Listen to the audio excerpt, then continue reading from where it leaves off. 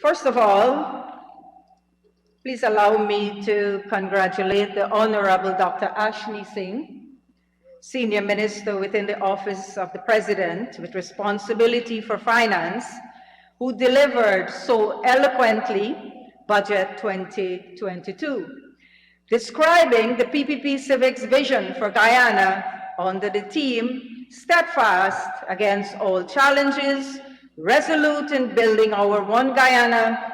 Sir, this budget is entrenched in the PPP Civic Manifesto.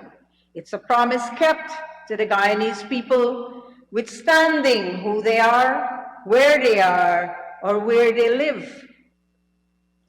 Mr. Speaker, as we forge ahead to implement the transformational agenda outlined in Budget 2022, we know there will be many challenges, but as a team, we are stronger together.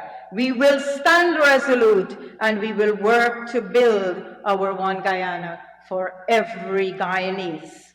Mr. Speaker, I would also like to recognize the hard work of the staff at the Ministry of Finance and the staff from all governmental agencies across Guyana responsible for preparation of their agencies' budget estimates. Mr. Speaker, I must rebut to a few half-truths, half-lies, and misleading information that has been peddled in this House in the last couple of days. Mr. Speaker, it boggles one's mind, why would intelligent people who are elected officials in this country, who stand at the helm of 700 or 800,000 other people who look up to you, and you come here telling these people, I am representing you, but in order for me to do that, I must lie. I must spin the truth. I must weave this concoction of information. Did I hear lie earlier? You have to withdraw that.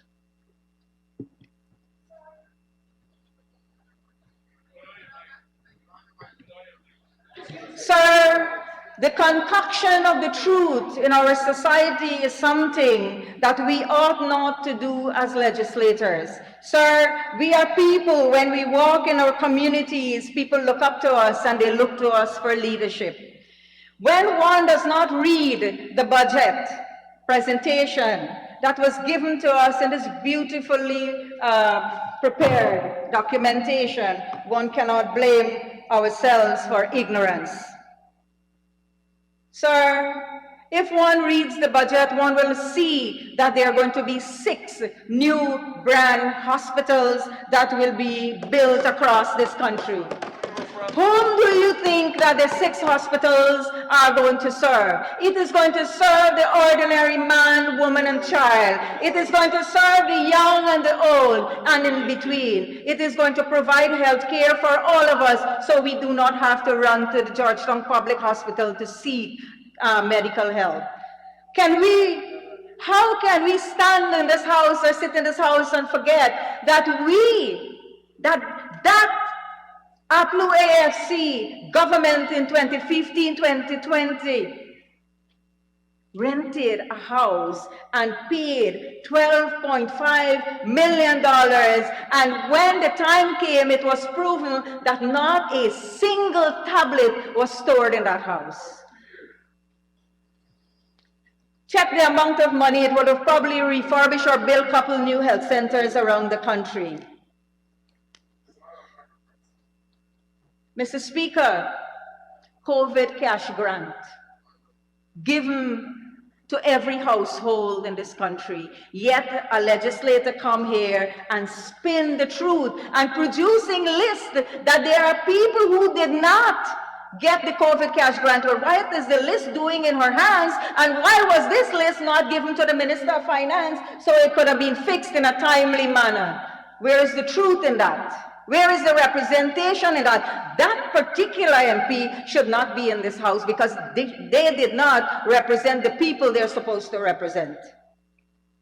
And to spin this, sir, to make it look like it is a racial thing and only one kind of people are getting certain benefits and the other kind, well then you have the right to go and tell your people all the benefits that is going to come out from this budget, let your supporters don't take any.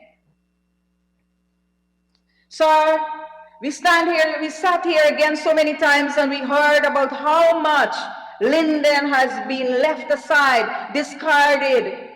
Sir, well, I am surprised because if they had loved the Linden people so much, then they would have not allowed Rousseau to close its doors and thousands of workers would have been thrown on the breadline. They would have not closed the call centers and they would have not thrown about 400 persons out of their jobs. Mr. Speaker, we love the people in Linden much more, and we will continue to work with the people in Linden, and the people in Linden is going to vote for us more and more come 2025. Mr. Speaker, this budget was labeled by so many names that, and not one of them were names that I want to repeat. But I want to say, sir, for 4 years, I was an MP, I was a legislator sitting in this parliament, and I, from 2016 downwards, sat and listened to Winston Jordan, the then Minister of Finance, present budgets. Mr. Speaker, you know the most important thing that was missing from the budgets? Women. Women, sir, 50% and over of this population in Guyana are women, and there was nothing in those budgets for women, and we called him out many, many times on it. Mr. Speaker, I declare today that the People's Progressive Party Civic is in the driver's seat of this government, and it will take this country to prosperity. We promise that in our manifesto. Mr. Speaker, people have the audacity to come into this house after trying to rig an elections in front of local and international television, in front of local and international television, rig an elections, try to install a dictatorship. Well, Mr. Speaker, there is a democracy that is here, and it is going to stay here, and the people of this country is going to work very hard to make sure that dictatorship is never going to take hold of the reins of this country. Mr. Speaker, I would like to quote from the Honorable Minister, and this is what he said. Budget 2022 is the third budget that this People's Progressive Party civic government is submitting to this Honorable House in its current term of office. It comes to this House merely 8 months since the culmination of the epic struggle to defend democracy that was waged for 5 months following the unforgettable March 2020 elections. History now records it indelibly, that struggle to secure the triumph of democracy over dictatorship and safeguard the supremacy of the will of the people. Over 18 months that have elapsed since democracy prevailed. Pessimism has been replaced by optimism. Lethargy has made way for energy. Superficiality has made way for substance and pomp. And pageantry have made way for humility and hard work. That is what the 33 people who are sitting here, sir, represent. Humility and hard work. Mr. Speaker, Guyanese people are intelligent people. They can only be fooled some of the time, not all the time. Guyanese people realize that APNU AFC promises of a good life between 2015 and 2020 were a fallacy, sir. Can you remember that in the Coalition 2018 budget, the Minister of Finance, after promising a good life in all his previous budgets, told this House that he never said that APNU AFC will deliver the good life in the first 5 years in government. Mr. Speaker, that was a good life, not a promise of a good life. Mr. Speaker, Budget 2022 heralds in a new era. the era of oil and gas. It's a pathway for development, for expansion, a pathway through which the plans and projections will transform Guyana beyond our imagination. And more importantly, sir, no taxes were imposed on the Guyanese people. Mr. Speaker, records show that the coalition increased salaries of public servants during its tenure. This was welcomed by all. But, sir, the more than 200 taxes and fees that were imposed on Guyanese took back those increases in a very sneaky manner. In reality, Guyanese were poorer. Sir, can you remember the 14% VAT imposed on all zero-rated items, such as stationery and school items, drugs and medical supplies, electricity, water, internet, and food? Sir, food. And when I think about the VAT on food, I get catapulted right back into the 80s when there was no food on the tables of people. When the police used to come and take your whole pot away when you cook potato curry because you have a wedding. That is what they want to have here again. It will never happen. Sir, no one was spared. Mothers paid 14% VAT on milk for their babies and 14% VAT on school supplies for their children. And worse than that, sir, Guyanese had to pay 14% VAT on drugs and medical supplies because they dared to get sick. Sir, can you imagine if we didn't remove VAT from medical supplies in this COVID environment in which we live? Sir, the PPP Civic in its 20 and 21 budgets restored taxes and fees to pre-2015 levels. Those budgets returned more than $50 billion in disposable income in the pockets of people, and 2022 budget continues in the same vein. Yes, Mr. Speaker, in 2021, because we care, the PPP civic government made a one-off cash grant of $250,000 to sugar workers who were callously discarded from their jobs like old rags by APNU AFC. Mr. Speaker, everybody's groaning about that $250,000. Well, I would like to say this, sir, that for hundreds of years, Guyanese, the economy of Guyana stand on the back of sugar. And if we as taxpayers can reimburse some of that money into sugar to make it once again a viable entity, then I do not see the problem with that. Mr. Speaker, we all listen to the responses of sugar workers and their families. Did APNU AFC heard of their untold economic suffering? How they could not have sent their children to school?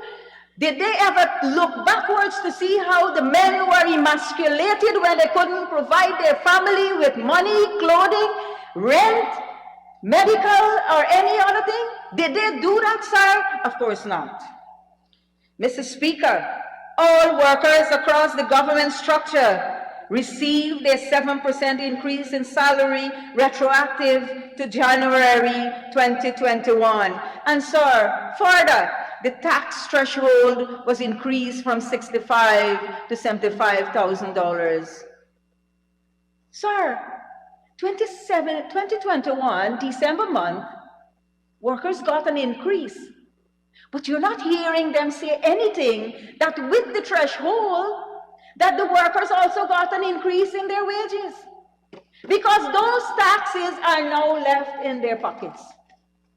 Sir, when the People's Progressive Party make a promise, believe me, we will fulfill it. We will not stand here and promise the people of a good life. We will work 24/7 to ensure that the people get a good life. That is what we will do. That's what we do. Sir, I would like to congratulate the ministers in the Ministry of Housing and Water for achieving the PPP Civic Manifesto target of 10,000 house lots in 2021. Mr. Speaker, many of those persons are busy applying for bank loans to build their dream homes. Mr. Speaker, I come from a family of construction people, and I'll tell you what they said to me. They said that it takes a minimum of 5 people to build a house, 3 skilled workers and 2 laborers. Sir, I don't have to go far to do mathematics. I learned this in Prep A and Prep B. If I were to multiply 10,000 by 5, the PPP already achieved 50,000 workers jobs for 2022.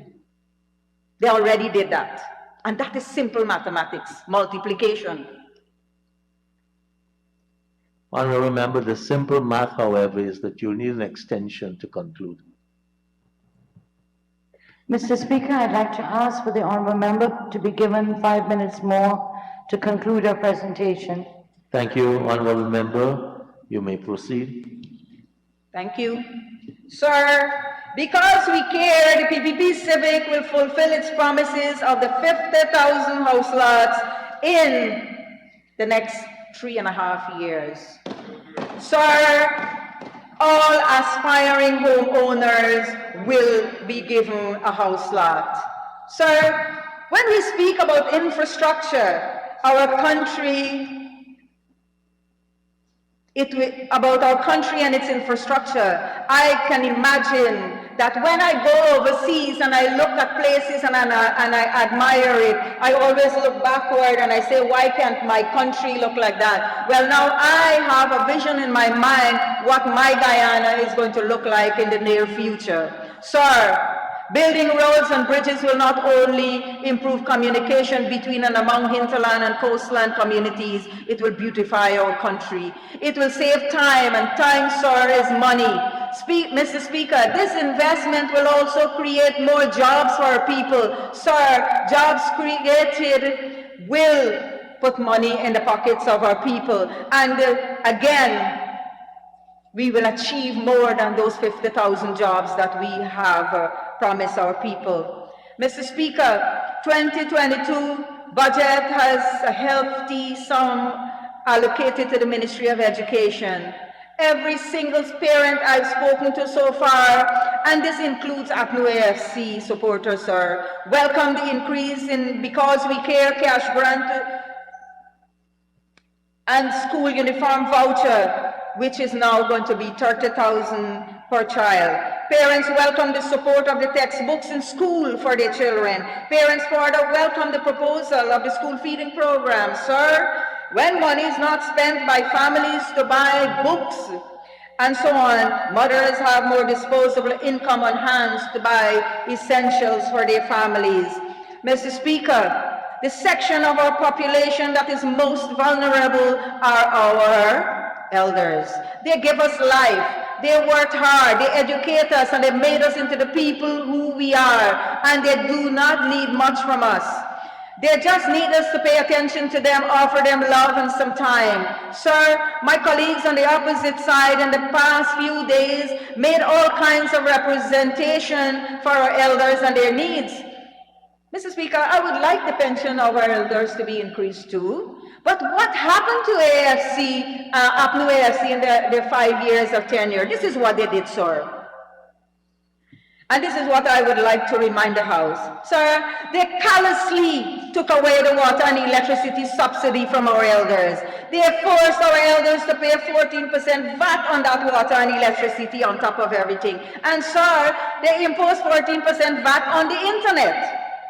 So many of our elders are internet savvy and they know to use the internet and they use the social media to keep contact with friends and families. And this they were robbed of, sir. Can you remember, sir, that this 14% VAT was also imposed on medicine and medical supplies? Our elders are people who use more medication than anybody else, and they went and put VAT on those medications, and they come here and talk about elders. Sir, the People's Progressive Party Civic has removed that 14% VAT on almost all those things that I spoke about. And don't forget, sir, we give the elders $25,000 for the Christmas, a one-off cash grant. Sir, I would like to say that I'm very pleased with the projection in our healthcare system. Sir, giving $600,000 to people who are on dialysis, sir, that's an ace. I want to commend the Minister of Finance. I want to commend the PPP civic government for keeping the people at heart of everything that they do, sir. Sir, the PPP civic government is known to remove hurdles from the path of women and girls. And since 1992, we have been doing it. We have passed some of the most modern legislation. We even changed the Constitution of Guyana in 2001 to make sure that women can enter this assembly here. 1/3 of the candidates on any list that contest the elections are women. Sir, before I close, I must touch on the gold scholarship. Sir, there was a time when we had to go to national service before we could get a tertiary education. Today, sir, the PPP civic government made it possible that a girl child can sit in the luxury of her home and she can be educated because internet is available. And sir, that is what the People's Progressive Party Civic is all about. Sir, I commend this budget for approval by this House.